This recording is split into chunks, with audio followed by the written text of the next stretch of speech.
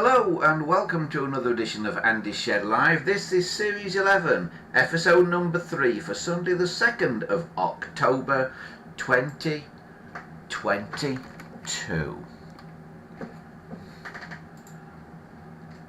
Hello there everyone, how are you this evening? Welcome to the show, another Andy's Shed Live for another Sunday evening. And back after our enforced break last week. Hang on, I've got to line my camera up, it's not quite right at the minute. There was it. Is that better? Still a bit wonky. Yeah, we had a bit of an enforced break last week, but we're back. Only just though. It was a close run thing.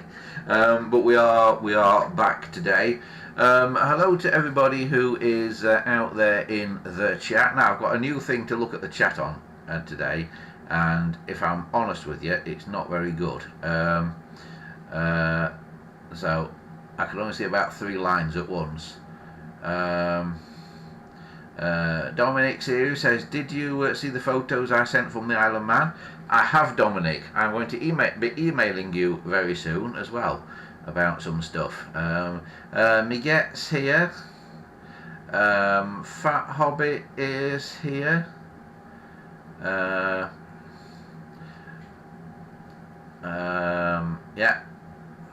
Then Miguet says he's got a Muraphone, or a Muraphone, or whatever you want to call it. Yes, there's one here as well.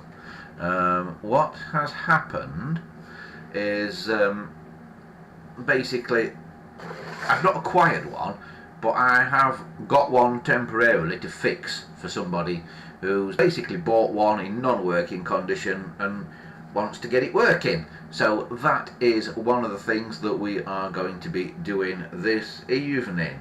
Also, Steve, I don't know if he's here yet, I don't know if he's in the chat or anything, but hello Steve, thanks for your package Steve, it arrived this week, and thanks to Steve,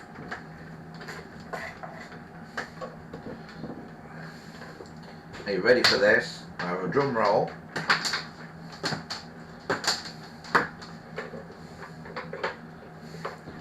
It's finally got a dial blank in the middle of it. That is thanks to Steve, and it is a genuine black one as well. So I've got the dial blank in the middle of there. I've still got to fit a label and an opal to the middle, but yes, the dial blank is there. So we are no longer looking for a black dial blank for a 700 series. So Steve has come to the rescue, like he came to the rescue with the line cords a few weeks back. So thank you, Steve, for coming in and rescue. Was Steve, wasn't it, that did it? Yes, it was. For coming and rescuing us from our moment of need once again here. Right.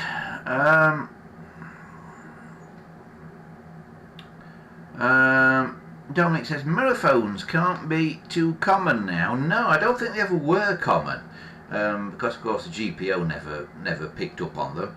But they were around. Apparently a few were used by the railways of these Muraphones. So without further ado, shall we have a look at it? Right, I've got to get it, it's over here somewhere.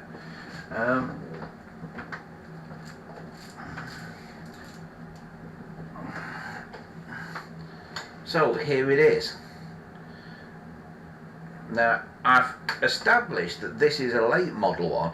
This is what they call a Muraphone, or somebody will tell me how to pronounce it eventually, I'm sure. This is a Muraphone K, so it's a late model one, and at the moment it's got a 700 style handset number 3 on it. Now, I think this handset is wrong. Because all my research tells me that these either had Bakelite handsets, similar to a 300 series or even a 200 series, or they had a handset number 1, which looked like this, but was slightly different. The later ones had a handset number 1 apparently, earlier ones had a Bakelite handset, and it doesn't entirely fit right, it wobbles about a bit. But this is a very late model of a mirror phone as far as we know. So this is the handset it's got. This handset dates to about 1963 or 1964 according to the dates on the elements in the in it there, you know, the microphone and the transmitter that are both dated. I will show you underneath it if I can get the desktop camera into position. I'll be able to show you under it in a moment. Right, bear with me a sec. I've got to go over. I shouldn't have to go over there. It should be there somewhere. Right, that's it. Alright, I think we're getting there. Just a minute. That's better.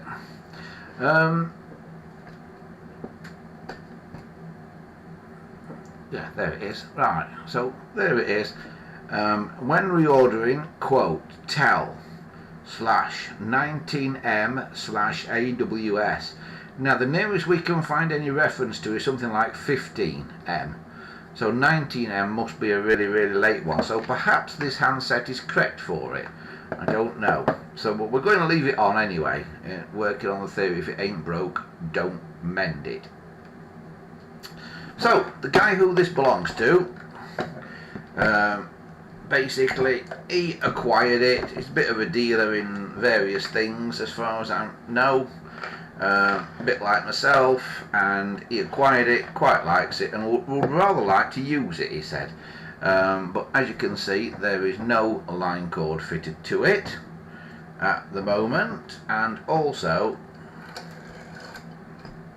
the dial does that. So the dial is not great. So what we need to do, we need to fit a line cord, we need to convert it for plug and socket, and we also need to have a little look at the dial. It's a dial number 12 by the looks of it, from the shape of the finger stop there. If the finger stop had got a straight side on it, it would probably be a dial 21, but as it's curved on both sides, it's a dial 12 most likely.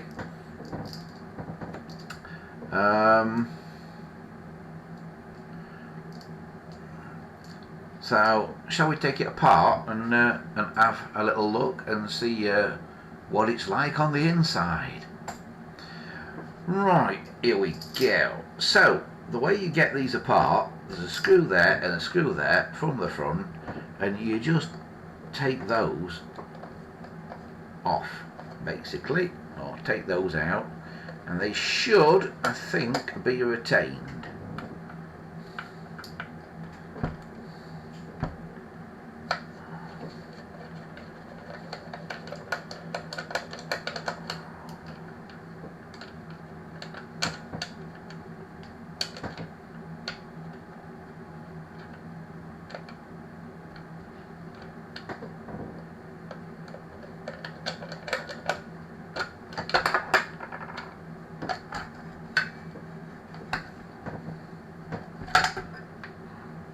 And the whole front there just lifts off, and it leaves you with that, like that. So it leaves you with the dial on the base plate, which is a bit unusual in itself.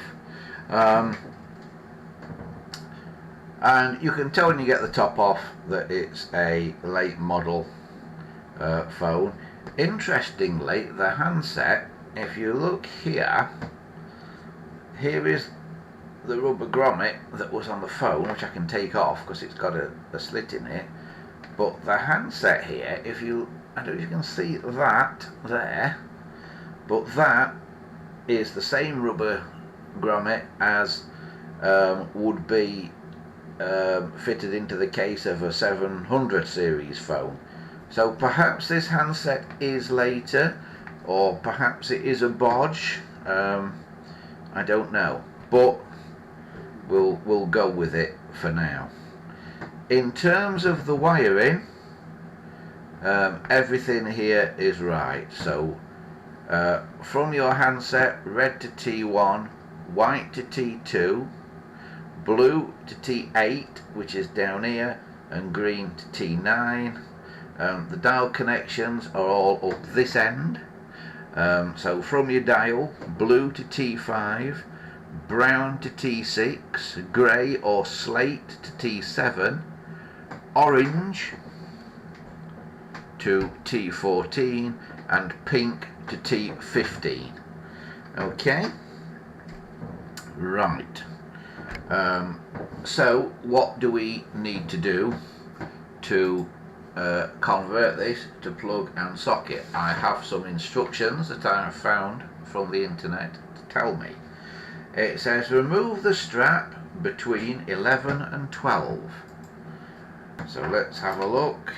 8, 9, 10, 11, 12. So there is a strap there between 11 and 12.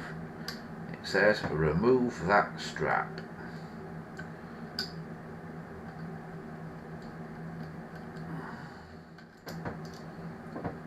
So there we go, we've removed that strap. Connect a 3.3k resistor between 11 and 12. Right, so I've got to find a 3.3k resistor now. Have I got one kicking about on the desk anywhere? Because I often have. No, doesn't look like it. I will have to find one. From my stock of resistors, which is in this cupboard down here somewhere.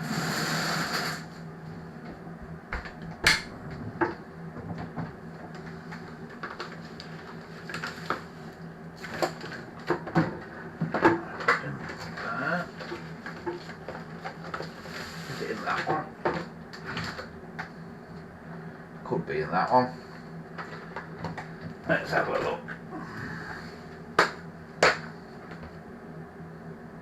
Yes, they're in that one.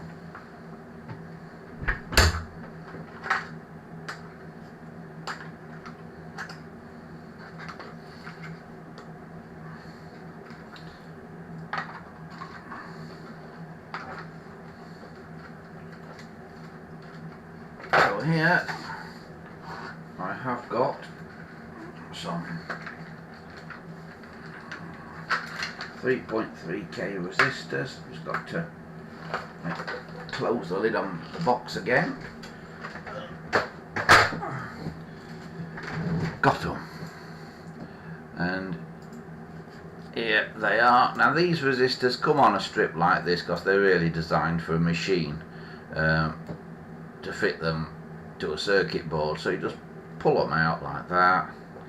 Then I can put the rest of them away. I shall put that one there.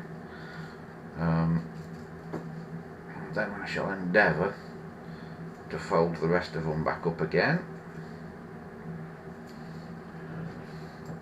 and put the rest of them back in the box, so I know where they are in the future. Hello.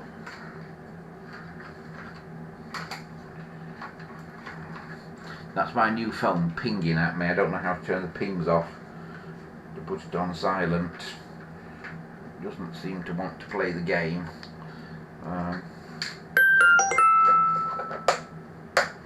Right. Put those back in the cupboard where I found them.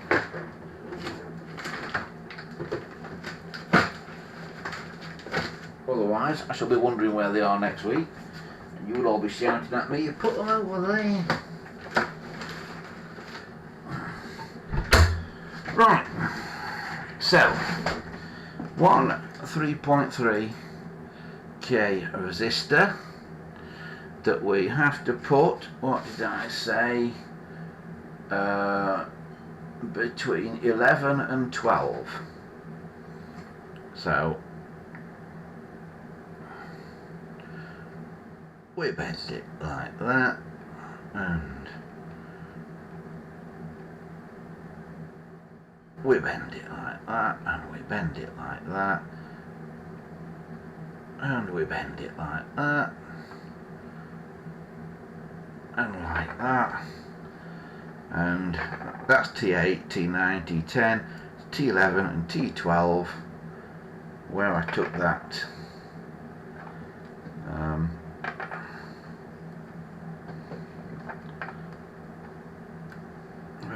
link out from.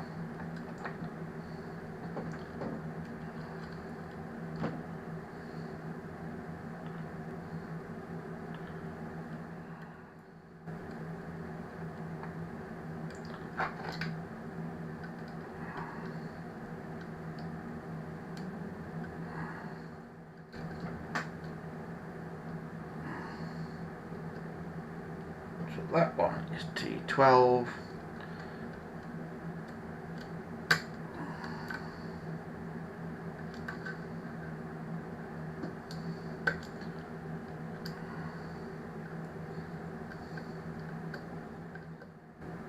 And that one is T11. And the key thing is to try and make sure it doesn't, the legs of the thing don't touch on any of the other connections that are next to it, any of the other terminals that are next to it. So that's that bit. Then what does my sheet of paper say? It says white wire of line cord 12, remove the strap between 13 and 14. Well, I don't think there is one. Let's have a look. 8, 9, 10, 11, 12, 13 to 14. No, that is not strapped in this case.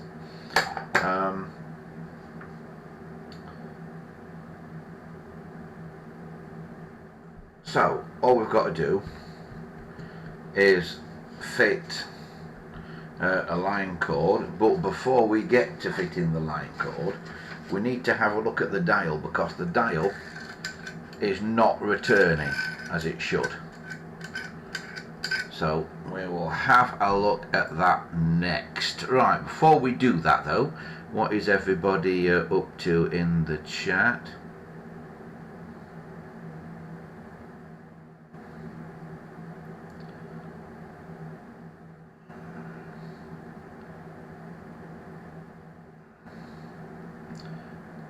Gambo says, hi Andy, did you receive my 2 emails I sent you? Just to make sure I sent them to the right address. Yes, Gambo, I've got them, thanks. I'm a bit behind on the emails this week, I'll not deny, because with all the chaos that went on last weekend and stuff, which is why we didn't get on air, I am a bit behind with my emails. So give me a few days, and everybody who sent me an email, because I know Christopher sent a couple as well, I will get round to replying to you, but I am a little bit behind on them, and I've got a new phone as well, and some emails didn't transfer over, and oh, it's been a nightmare. But I have basically got it from you, Gambo. I've got the one from Dominic, and I've got a couple from Christopher as well. I will get round to replying to you over the next few days. Honest Gov. Dominic says, that's a very fancy Dale label in that phone. It is, Dominic. We're going to investigate that in a minute. Miguel says it's the wrong handset. I'm not totally sure it is the wrong handset for a late model one, because the Miraphone K generally did not have the Bakelite handset. It had a handset number 1. I think some of the early Ks may have had a Bakelite handset, but later ones certainly had a handset number 1, which is more like this, although this is actually a handset number 3. But this particular phone has kind of drops off the end of what we've got documentation for. It's later the one we've got documentation for. So the handset number 1s didn't stick around for very long, so perhaps by the time this phone was made, GEC were already manufacturing handset number 3s to go on 706s, and they went, oh well, we'll bung one of them on. So I'm not proposing to change the handset at the moment. Oh, Fungi Phipps is here. Hello there, Fungi. He says, did anyone spot the red trim phone on eBay that was listed last week? No, I didn't see it, Fungi, that one. I have got a red one though. They're actually two-toned, those red ones, if it's a genuine one. Dominic says there's a good Ivory 300 series at the moment that he's got his eye on. Yep, and everybody else will have their eye on it now as well, Dominic, now you've mentioned it on here. Oops.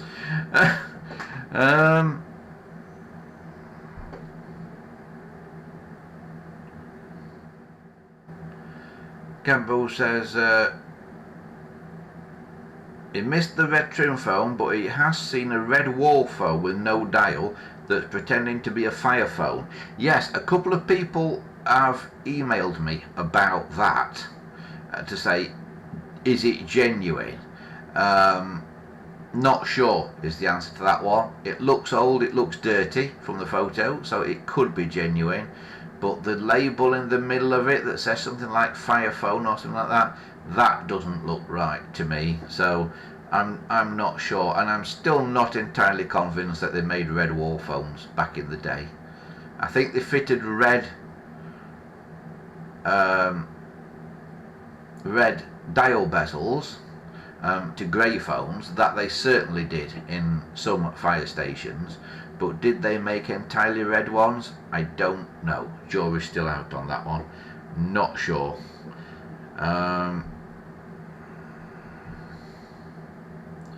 It says the trim phone wasn't on for long.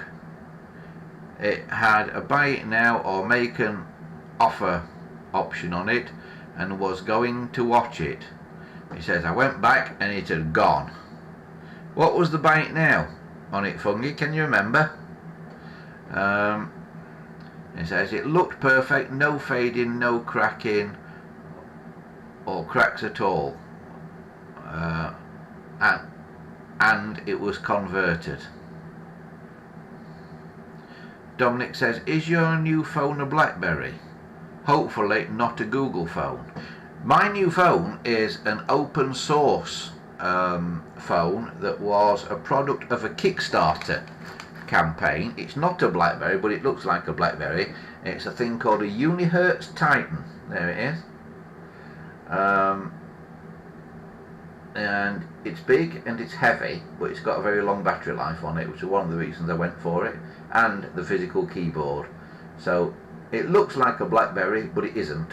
It's a thing called a Unihertz Titan, if you want to Google it.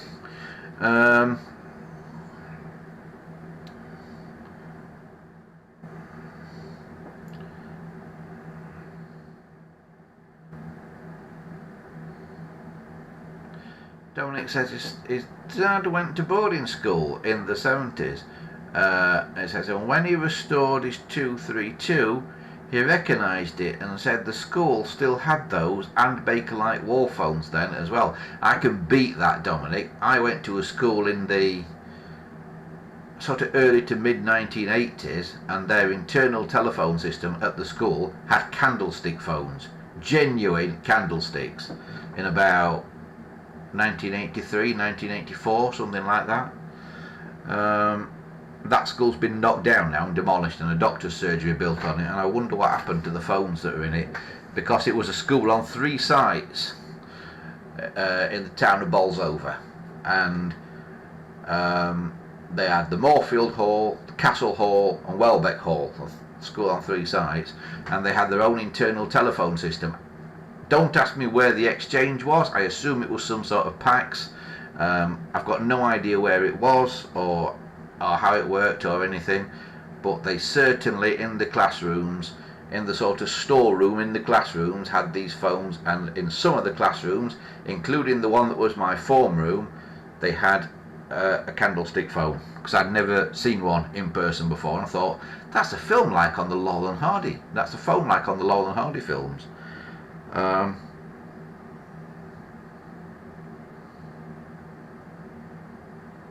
Dominic says maybe the thing in the middle is a school crest. Thing in the middle of this dial, this thing. We'll find out in a minute, Dominic. I think I know what it is, but we'll find out in a minute. And it says, I'm tempted to get one of those. The 2 things I don't like about my mobile is the silly touchscreen and the short battery life. Oh, the Unihertz Titan. Yes, Dominic, do it. Get the Unihertz Titan. It's an excellent phone. And apparently you can run Linux on it if you really don't want to run Android. Apparently it'll run Linux as well. Not tried it yet, but I might. Fungi says the buy it now price on that red trim phone was £85. Glad you didn't buy it, Fungi, because that's about 4 times what it ought to have been. I bought one, I think it was about 20 quid a few months back. It's just silly money, and while people keep paying that kind of silly money, people keep listing them for that silly money. Basically, any trim phone, don't pay more than 20 quid for it. They're really, really not worth that much money.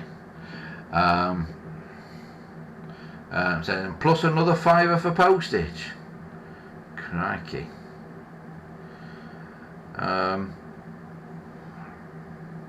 Right, I've got to the end of the chat there by the looks of it.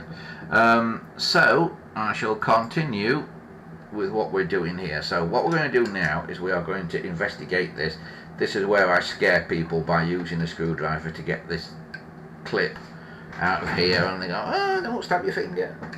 Here we go. Alright, so we'll just flip the little clip out of there like that, which is just like on a 300 series, because, well, it is a dial 12 after all. Then we should be able to dig out the sort of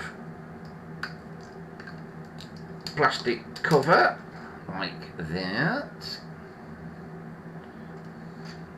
and then dial center, we can take that out, and I know what it is now.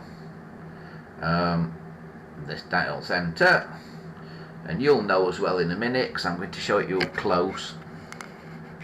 But there you go, there's the side that was in the phone. We'll give it away when I turn it over.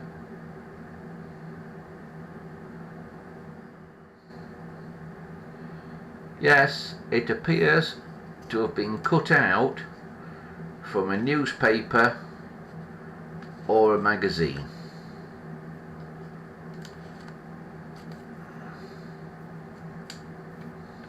When you look at the back, you see it's a bit of a newspaper, look. Can you see that? How it's printed? And it really is, that is all it is. Now I will put it back, but what we'll do is we'll put one of my reproduction dial labels on top of it when we put it back together, so it's got something a bit more sensible in there. Right, so we need to get this dial sorted. It is trying to go back a bit. It is trying to go back, so that tells me the spring's not broken, because it is moving back a bit. So hopefully with a bit of cleaning and lubrication we'll be able to get this going. So we'll take the finger wheel off. I undoing the screw in the center. Do not undo those 2 screws. Then it should just, that's it. There's a little pin that goes through that little hole there just below the main screw, and you have to lift it off that pin there. Now when you get on these dials, whatever you do, do not undo these 2 screws here. Do not undo those, otherwise it'll all go ping and you'll be in a right mess. So what we want to do now is get another sort of circlip thing out that holds this dial plate in, and this is the tricky one to get because they always put the ends of it underneath the finger stop, and it's not easy to get at. I might need a smaller end to my screwdriver. Let's try that one.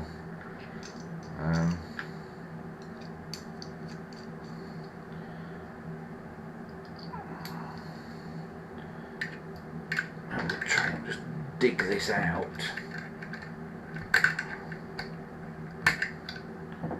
It's a flat end, isn't it? Yeah.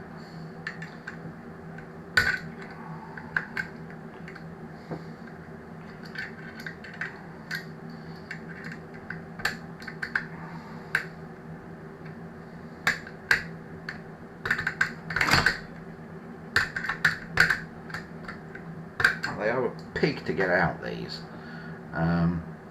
really are not easy, but it is just a case of trying to get something under the end of it. You just flick the end out like that, and then it flicks out and falls on the floor, but there it is. Okay, and then this should just lift out. Just put that under there to hold it, and slide it out from under the finger stop, and there you go. And now it is running back, so perhaps the finger plate was a bit tight on the dial or something, or oh, there's a spider's web in the back of there. That's nice, isn't it? Lovely. Right.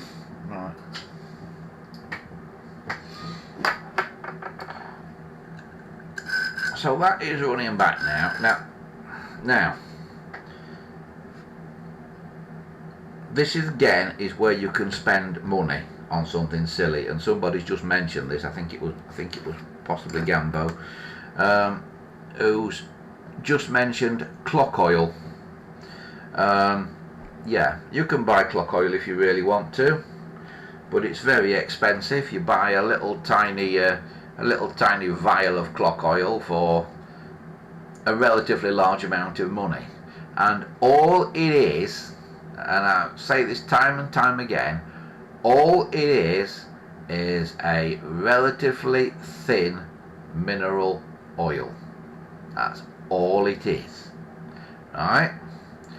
Now, I'll tell you another relatively thin mineral oil that you can easily buy in your local hardware store, and you can get 10 times the amount for less than half the money, and that's 3-in-1 oil.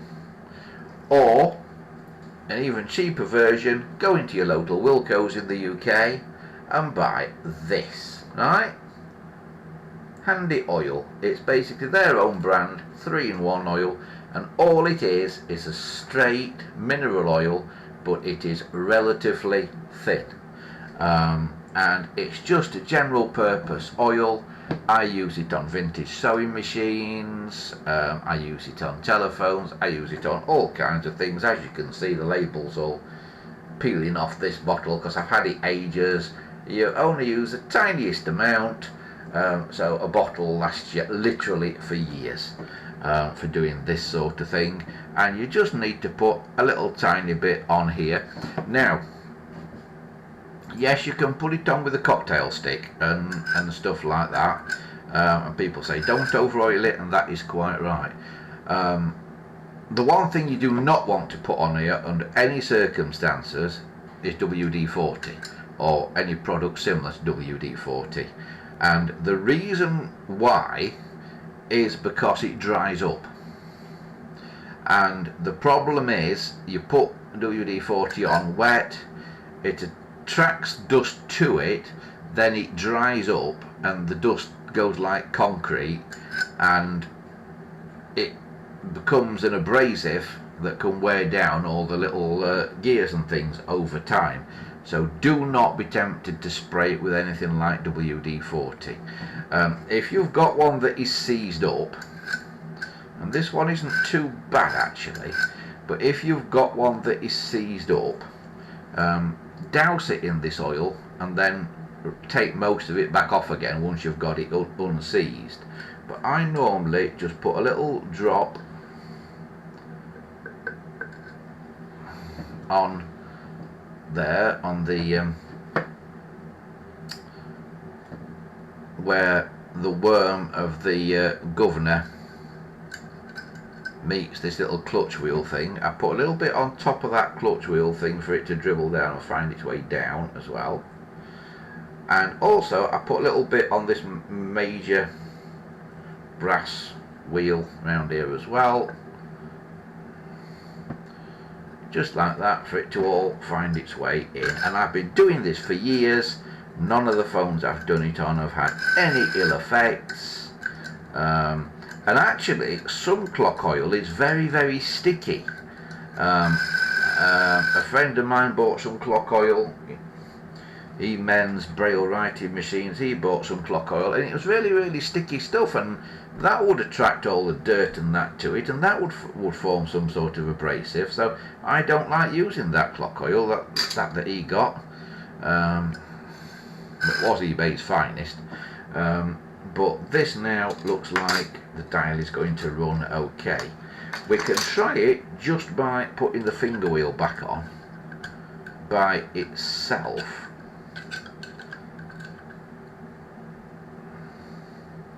At this stage, and putting the screw back in.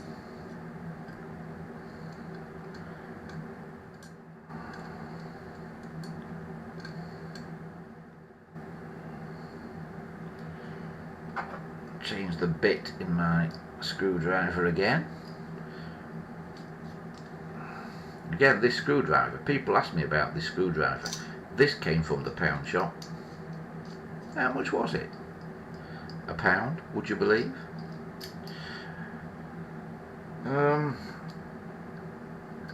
I've got 2 or 3 of these. I keep one in my coat pocket as well.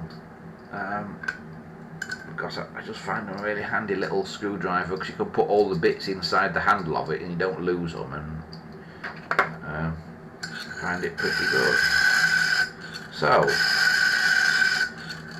we'll work that a bit, and I'm helping it back a bit at the moment. I'm using a little bit of force to move it back faster than it actually wants to go back. And you probably know the score by now. What you should do to check the speed of a dial, you put your finger in the 0 position there, or what is 0 here in the UK, basically the hole that goes furthest when you dial it. You go round to the finger stop, and when you take your finger out you say 1001, and you should finish speaking at the exact same moment as the dial stops turning. So 1001, and you can see that one's a bit slow still. 1001. So yeah, 1001, and it is still a bit slow. Now they will speed up a bit with use. When you've oiled a dial that's not been used for a long time, they will speed up a bit with use. They definitely will. Okay, but in this particular case, I think we are going to tweak the governor a little bit, and basically just bend the governor arms in a little bit so the governor can turn that bit faster. 1001, because it is still a bit slow. But it will only be a very, very small amount that we tweak them. So let's take that off again. So here's your governor arms here, and running round inside this brass cap here are 2 weights on the end of these springy arms. So what we want to do is just bend these springy arms in very, very slightly.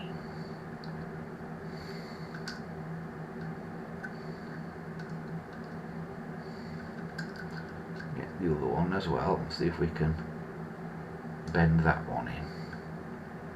Sometimes the way to do it is to bend the outer bit of the arm out so that you can then bend the inner bit of the arm in. But basically you just want to bend that in slightly. The GPO did have a special tool for bending these, but you're very unlikely to have one, so mess about with some needle nose pliers or a flat bladed screwdriver and you should be able to do the same job. Right, let's just put the screw back in again and see if that's made it any better. You can easily overcook this and do it too much. So, 1001. That's not done enough. at the moment. So counterintuitively, you bend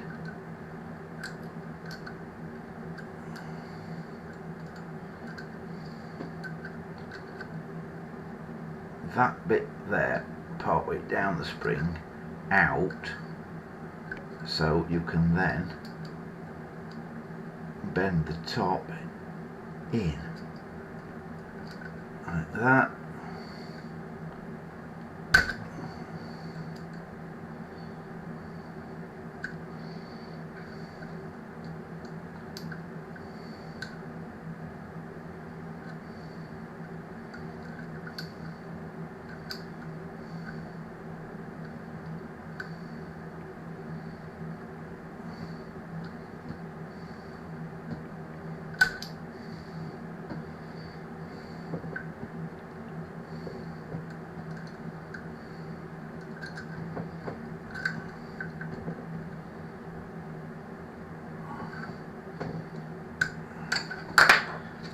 Let's see if that's getting anywhere.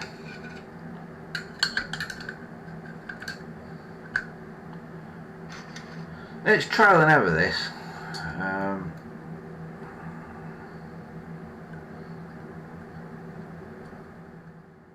The first one you do, you'll be ages doing,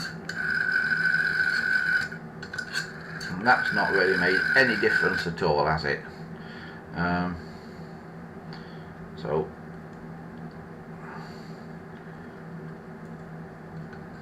we still need to bend it some more.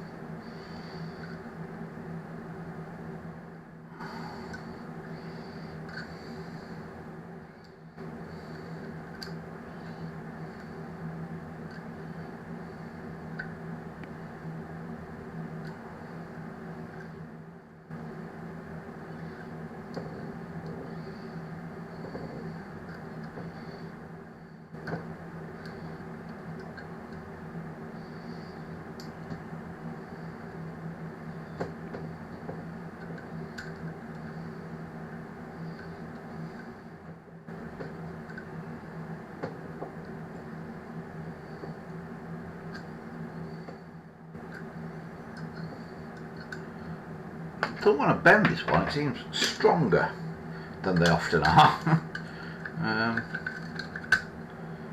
Maybe it's with it being a dial 12 rather than dial 21. Maybe they just made things out of sterner stuff back then.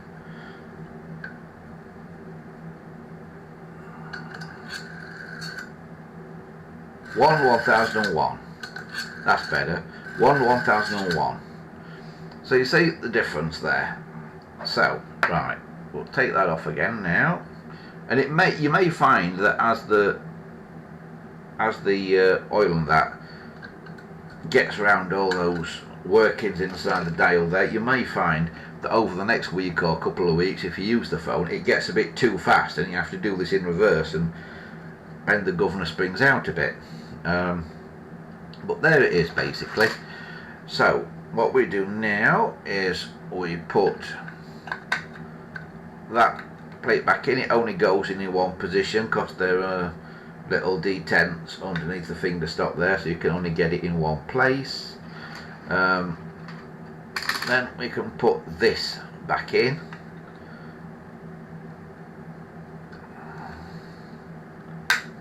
Like so, it goes back in a heck of a lot easier than it came out. And then we should be able to put this back on. Now this is going to run partly on this plastic surface here, and I have seen some of these in the past that have a bit of felt on there to run on that. This hasn't got one. Some do, some don't, but my concern here is that these screws from the front that hold this brass back on are a little bit long and they are protruding, and I think they are catching on this plastic bit here and potentially scoring into it and acting as a brake. So I'm wondering if these screws have been changed at some point, because they don't normally protrude through. But let's see what happens when we put it back on, because it did start working a lot better as soon as we took the finger wheel off, didn't it? I mean, it wasn't fast enough, but at least it was going back. So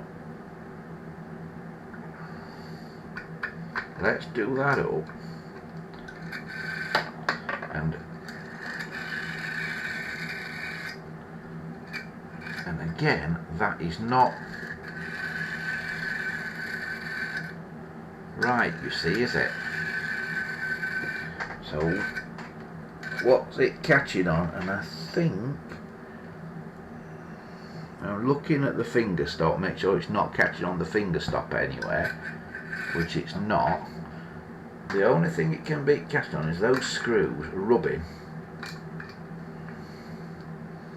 on that place. If I just loosen that a bit, it goes much faster. 1001, which tells me it is those screws. So what can we do about those? Let's have a little look.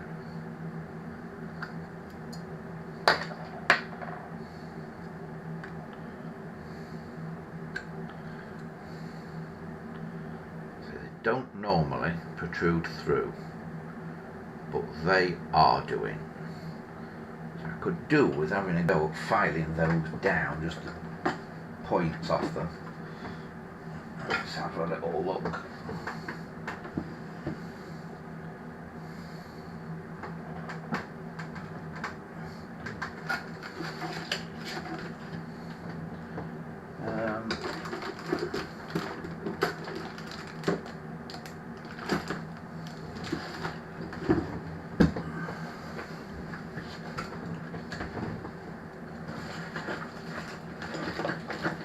Right, so here, now I've just found it,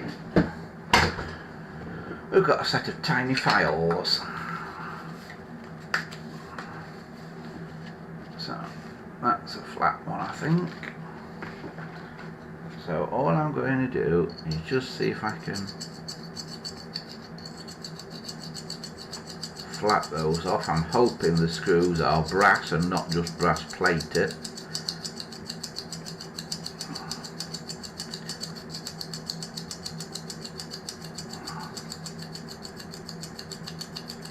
I just want to flat them off a bit, so they are flattening down a bit. Do it on the table and get a bit more.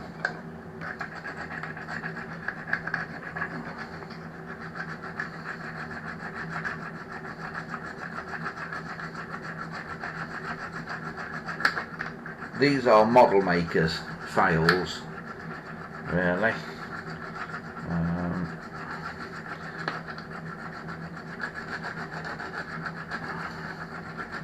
Got from a specialist model shop many years ago. Yeah, that is a bit better. It's not perfect yet, but it's getting there.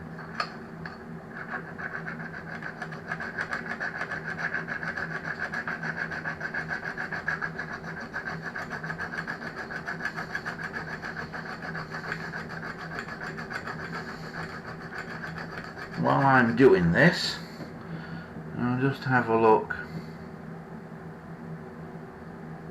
at what they're saying. Embo says, oil both sides of the governor. Do you mean the cups in the ends, Gambo? I find that the oil will travel down, and in later ones the ends have plastic cups as well that don't need oiling if they're plastic ones. but this has got metal on, so it probably does need oil in those cups, but it normally enough travels down. But as I say, the thing about oiling a dial is do it and then come back to it, and have another look at it, because it can be bad to over oil things, because a bit like WD-40, putting that on, even ordinary oil, it will attract dust and dirt if you put too much on. So if you've got a dial that is properly stuck and you have to absolutely lather it in oil, do make sure you come back and clean it off as soon as you've got it going, and then just re-oil it with a sparing amount, which is what you should do. Now that one is filed down relatively nicely. It's not totally flat, but it's better than it was. Let's have a go at the other one.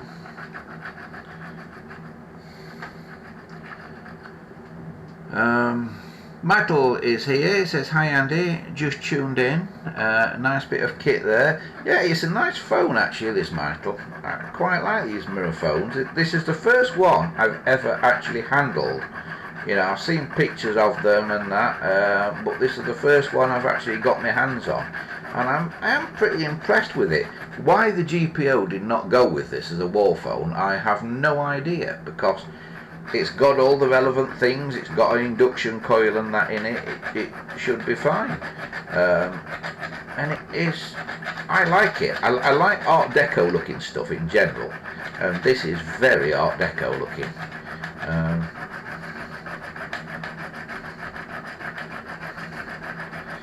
Apparently the Queen's Hotel in, I think it was Leeds, had a lot of them, and if you see one of these in ivory, it almost certainly came from there, because a dealer some years ago bought a humongous number of them and then sold them into the market. So if you've got an ivory one of these, it almost certainly came from the Queen's Hotel in Leeds.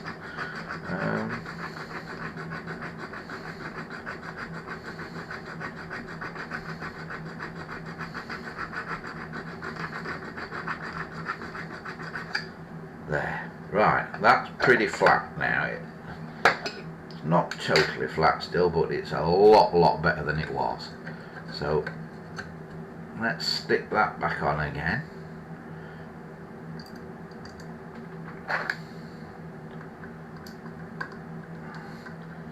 Screw it on. You've got to tighten this screw up, otherwise the dial is loose. You know, the finger wheel is loose. You've got to tighten it up really. But has it worked? Yes, it has. So how fast is it going? 1001. It may even be a little bit fast already now. 1001. But generally it's better to set them a little bit faster and a little bit slow. It should be 10 pulses per second. As I say, I do it with 1001, and that is about right. Dominic says, "Is that the hotel by the station in Leeds?" Says, "I remember going past it a lot when I used to live there." I'm not sure, Dominic. I don't know where it was. It's just what I'm told. I don't know Leeds very well, I'm afraid. Kind of vaguely know the Headrow and where Swinegate tram depot was, because I rescued some of the architecture of Swinegate tram depot when they knocked it down, including the boardroom table that was in there, but that's another story. But yeah, that should be okay now, I think. So we will put the newspaper dial label back in for now, but I will get one of my reproduction dial labels in there as well. So I'm putting, right, where have I put the centre, you know, the plastic cover thing? Where did it go? There it is. This is quite a good one. If these are yellowed, these plastic covers, just use a bit of clear plastic, from your food packaging.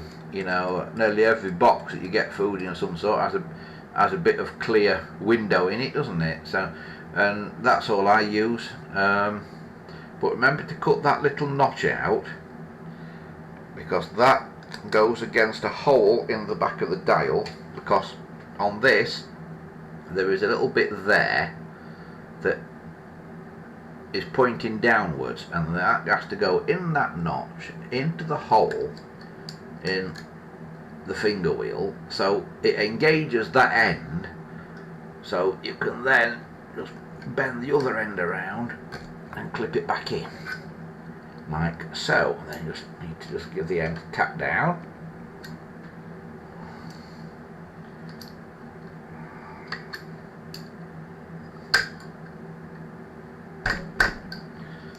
And that should be pretty much back in. Much better. Much better. Right. So, we're winning. Good, isn't it, this one? It's a nice phone to work on, this, I have to say. It's a nice design. Well done, GEC. So, there we have it. So, now, I guess we need a line cord, don't we? Right. Now, the problem here is there is no place on the case here for a line cord to go through. There is no cutout. That is the cutout that the handset cord, the curly cord, goes through. But there's no place for a line cord to go through, and that is because, like on a 711 and a 741, they're designed to be hardwired in, and the line cord is supposed to go through that hole there. Okay, that hole there. Now, as you know, when I fit a line cord, I tend to fit a line cord that is meant for a 700 series phone. Okay, and I've got some of those, but there's a problem, which I will be able to show you just as soon as I find them.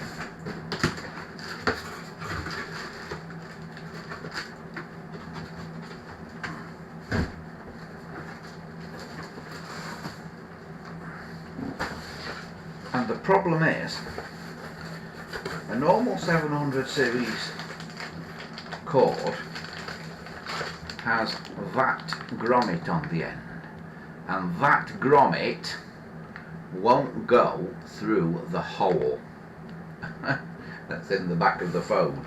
So I'm just looking if I've got any of these that haven't got that grommet on. Now, this is the box full that Steve kindly sent to us, but I believe they probably are all 700 series, so they probably have all got the grommet, and I'm very loath to cut the grommet off one.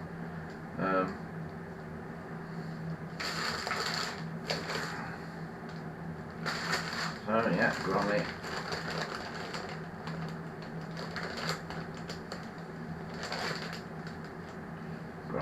Grommet. Yeah, I think all the ones he sent are actually proper ones with a grommet on there.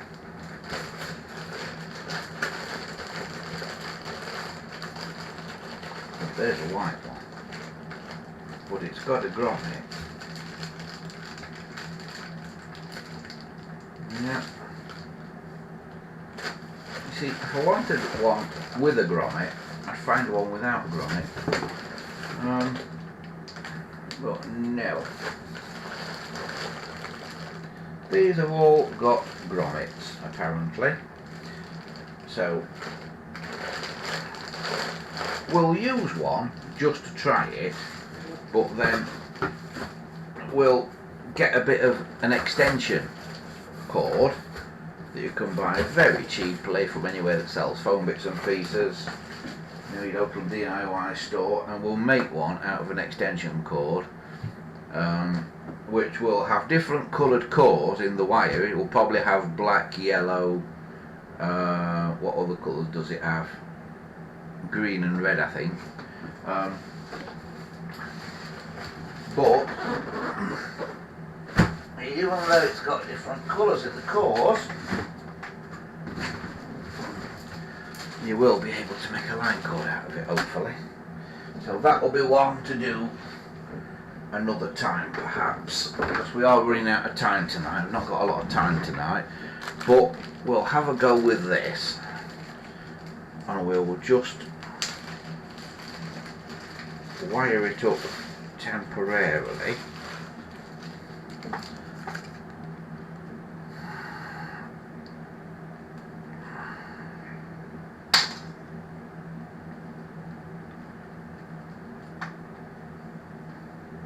Just to see what happens.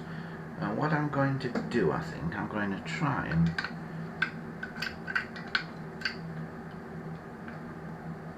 shove it in there. Like that. Like the curly cord's been done. And I will try and actually put it through the same grommet that the curly cord goes through. Because that seems to be quite a big hole in that for that cord to go through. So let's see if we can do it this way, just as a temporary body fix, just to test it, and then we'll put a proper cord on it when I find one out, basically, rather than you guys spend a load of time sat there waiting for me to find a cord tonight. Right, so what are we doing? We are doing white of the line cord to 12 and red to 14. White to 12, red to 14. So here is white. I'm going to bend that up a bit, like that. White 12, 8, 9, 10, 11, 12. So it's the one that got the resistor on.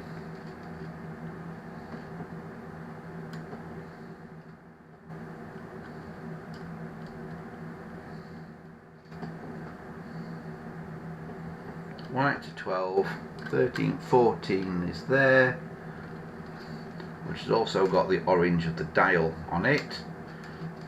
Red goes onto that one, like so.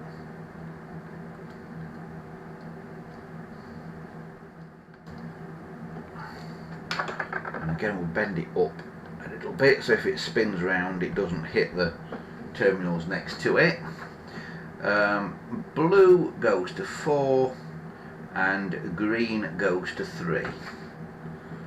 So blue goes to 1, 2, 3, 4 and green goes to 3, which probably isn't actually connected to anything if it's the normal case, because generally green is a spare in the modern way of wiring things with plug and socket.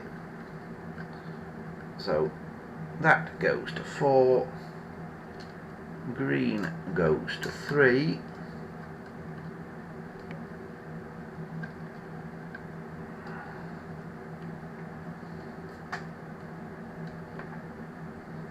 like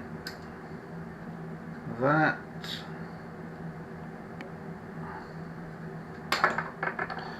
Then we take this, which is split, you see, and I'm going to try and put both these cords into it for now.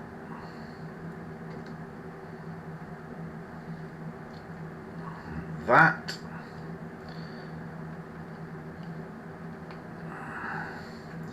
Then we take the case, and here's the tricky bit now. We have to put the case back over that grommet first. So the grommet goes into the case without I took all the wires in, and then I try and get the case back on and it drops on. Why could the GPO not make phones where the cases drop on like that?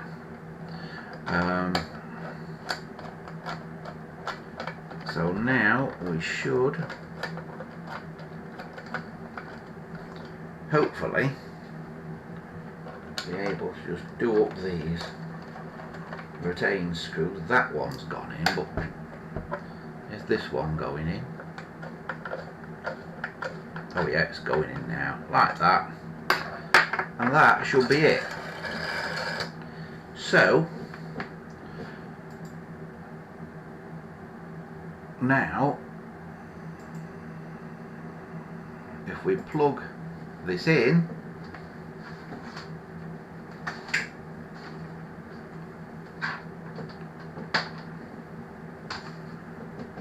now we should get somewhere. If we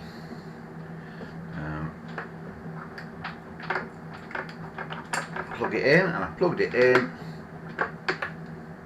Oh, I can hear on it. I can hear on the handset. Yeah, and when I press the switch hook, it goes off. Right. So shall we try and dial?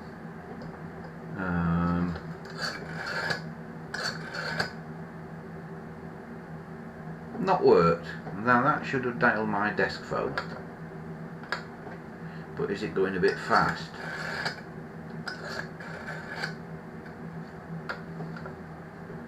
No, not done it.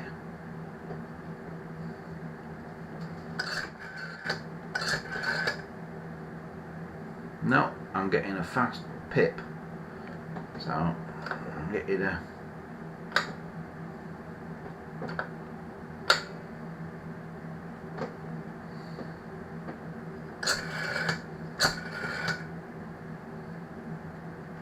right. So it's not playing right. Can I? So the dial's not working. It's not giving me a dial tone. So I mean, it's not giving me a ring. So let's see if I can bypass the dial by hitting the switch hooks and see if I can ring the other phone on my desk by doing that. So we'll get a dial tone again, and then I'm going to ring 21. So I'm going to do dip dip dip on the switch hooks, or on the hook switch rather. Yeah. So doing it that way, it works. So I can pick that up and blow into that, and I can hear it in the mirror phone.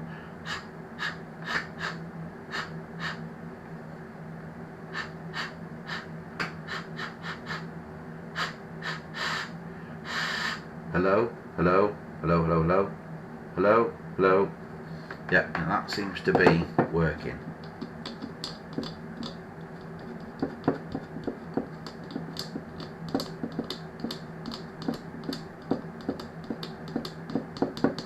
Not entirely sure it's working that way around now.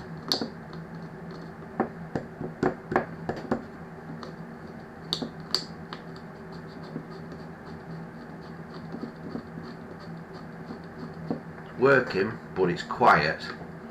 So that is quiet. But it's quiet because it's the transmitter on this end of the mirror phone. So let's have a little look at that. See what it's got in it. It's got a normal carbon transmitter. Now this could be any kind of thing that's wrong with this. So it could be this element that is bad, but it's not entirely right. So we need to investigate that. So it's got problems with the dial is now returning it has got problems, that if I hold that on there like that and dial on the other phone,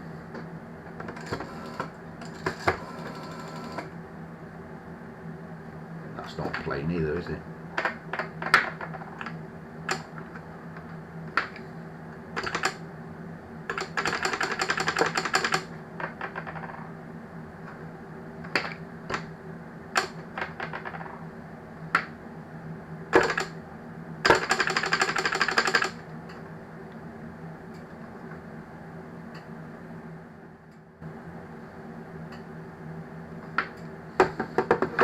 I think, you know, the phone that's on my desk, I think, is dodgy at the minute. The black phone that's been on my desk for months, I think that's dodgy.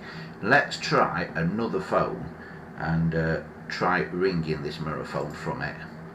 So I'm going to try a different one.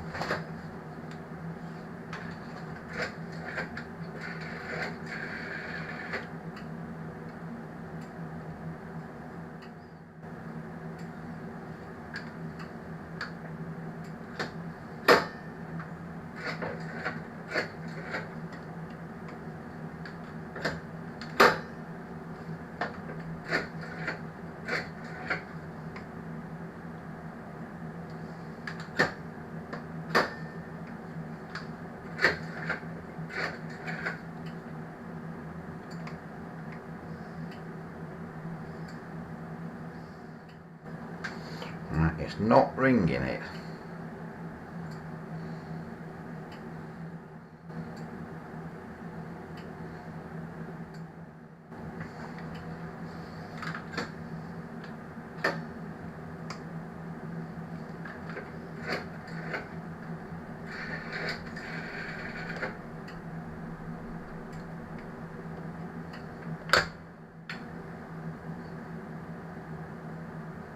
Right, the bells are not working on it.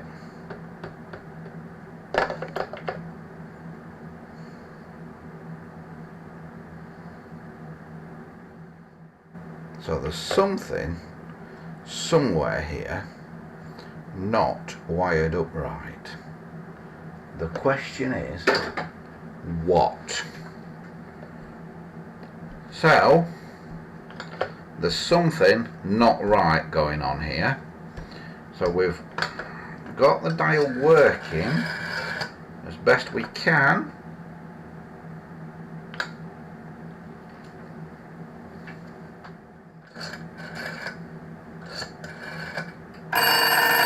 Oh, now the dial's working now. It's rung my desk phone. So maybe I've got it running a bit quick.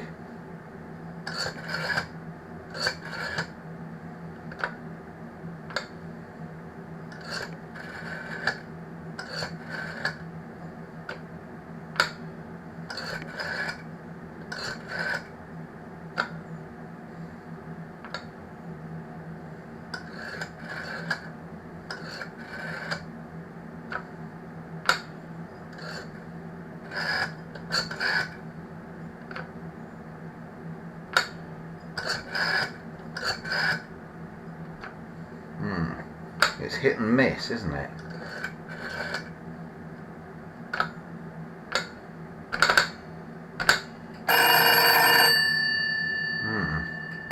Works on that. So the dial is hit and miss. So as the dial was seized up, perhaps the dial contacts are dirty as well, because we didn't look at the dial contacts, did we? So I think the next thing we'll be doing is we'll be looking at the dial contacts, and we will also double check this line cord that I fitted, and we'll also double check the curly cord for continuity. But we're not going to be able to do that tonight because we are running out of time. So that is the mirror phone anyway. So we will come back to it at a later date and continue with trying to get it working. I will wrap that around it for now, like I normally do, and I'll put it over here. out of the way. So yeah, right. So I will go back to the chat and see what folks are saying in the chat.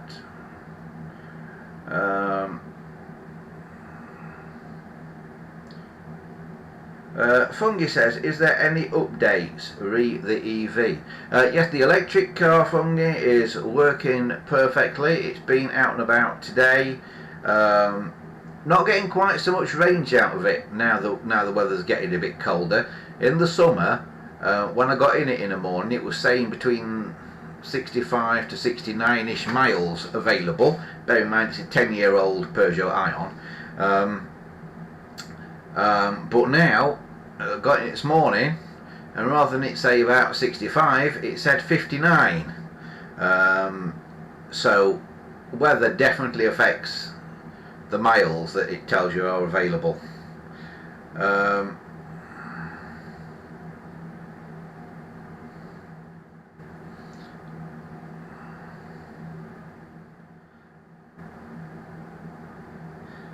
Miguel says regarding clock oil, he says he's had his for donkey's years from a clock fair, no silly prices. Yeah, that's probably the place to buy it from, but it is just a high grade mineral oil, because if you think back 100 years or 200 years maybe even for some clocks, they didn't have anything other than mineral oil.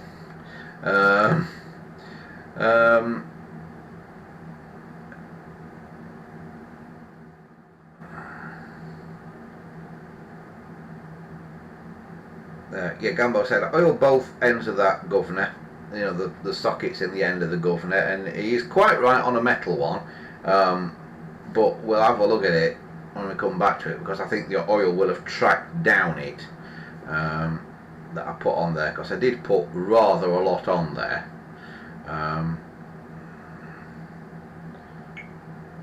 Right, oh hang on.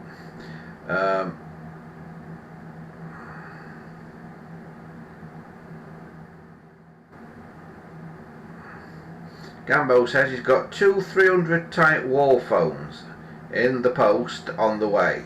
When the post resumes, whenever that may be, they're just parts of the frame and cover, no dial or handsets, but they're for my own collection. Well, you'll find the dial and the handsets eventually. You will find the bits. A normal 300 series, you can legitimately fit a dial 21 to them, provided it's got a black finger wheel on it, because that's what the GPO used to do. So you could do that at a pinch.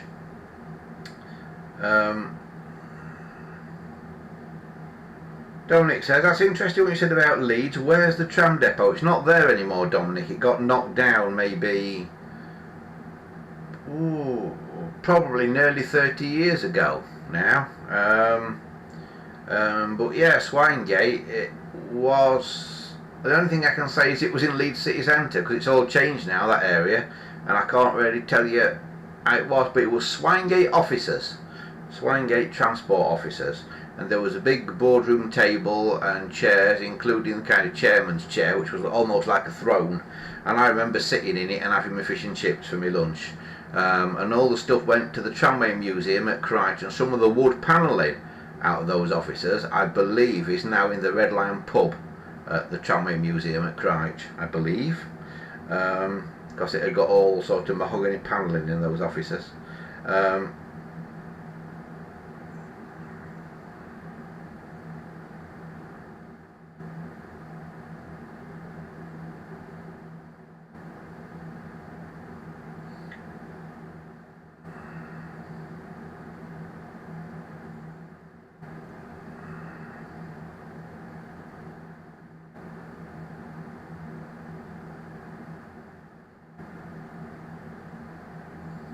Gambo says he's got a 333L and a 321L. He says he always assumed that wall phones that are private or rented are wired through the bottom, but public coiner ones were wired through the back to stop vandalism. Not with a wall phone, certainly not with 700 series. I'm not really an expert on the 300 series variant, but the 700 ones didn't have a line cord.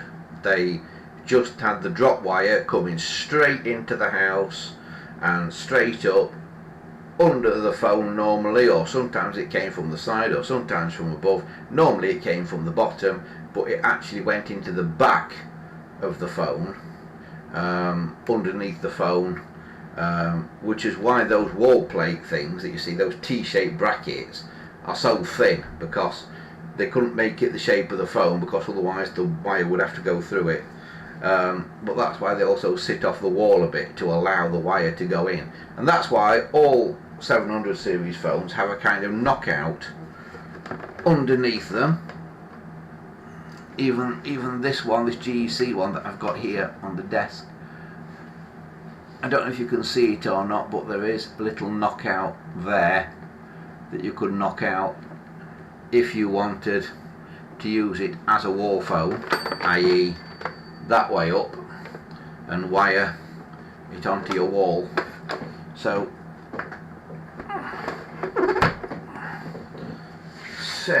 this one that we've done, that is to be that way up, is theoretically wrong, because it shouldn't have a line cord like this. It should be wired through a knockout, and you can see a little rubber grommet there. That is the knockout that your wire should go through, and they did actually make a little square rubber thing to go in place of these grommets. I've seen a ivory one, but I've never seen any in any other colours. But it was just a blank square thing that went in place of these grommets if you got one of these phones this way up, and you just had your drop wire from outside coming and going in through there. Of course, you can put it through there, and I'm sure many people did. I'm sure many engineers did, but to be technically correct, it should have gone through there.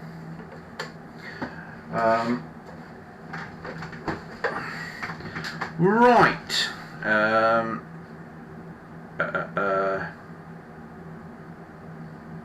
Yeah, so check the dial contacts. Are they making and breaking? Yes, that's what I think it is now, Miguel.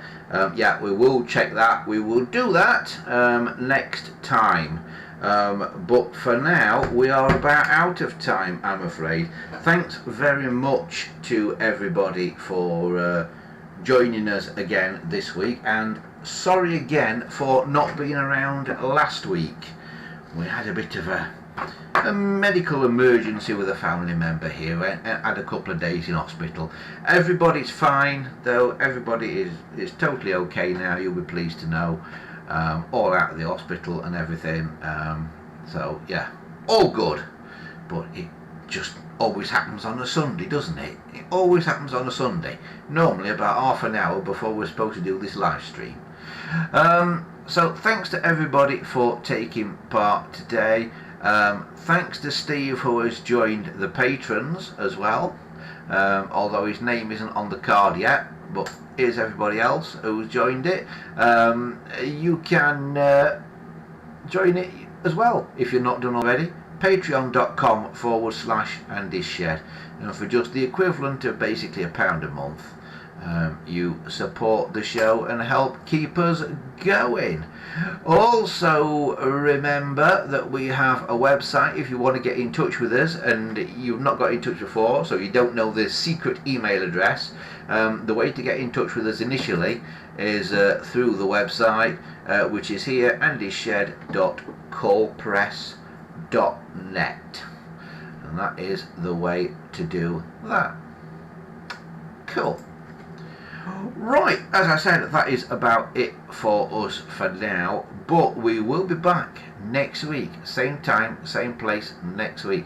And if you are interested in the radio station and the series How to Build a Radio Station, which is also on this channel, there will be some new episodes of that coming very, very, very soon.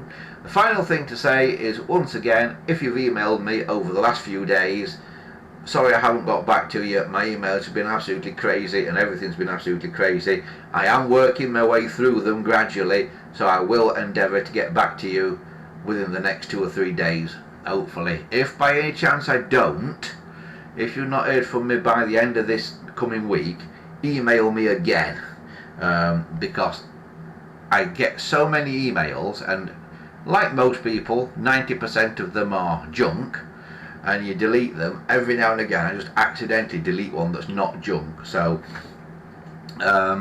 if you email me and not had a reply, and you don't get a reply in the next 2 or 3 days, email me again, because it's probably ended up in my spam folder or something like that.